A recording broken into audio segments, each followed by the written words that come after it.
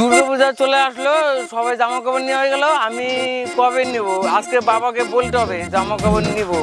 এই দেখ তো এটা পছন্দ হয়েছে নাকি তো? হেই বাবা, এত কম দামে না আমার বাড়ি ঠেকে না। ইসি রে, দিদিকে অনলাইন থেকে অর্ডার করে দিছে।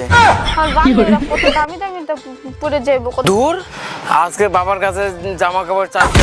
মানে এবার দুর্গা পূজা এইটা এনে তোর কালী পূজা ইয়াতে ভালো অর্ডার করে দেবেন। হ্যাঁ ঠিক আছে তাহলে।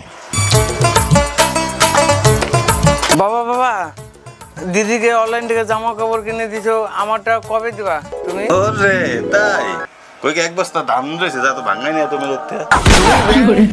জামা কাপড়ের কথা বলছি, ধান ভাঙারের কথা বলে। ও ভাবছিলাম যে ওই গ্রামে একটা মেয়ে দেখছি, ভাবছি আজকে বিয়েলে তোর নিয়ে দেখবার যাবো। তাই যখন বাড়ির কাম যখন করবি না দেখা যাবো। বাবা, আমার ধান ভাঙানো হয়ে গেছে। করছি কি এতে 1 মিনিটে খেল খাল্লা।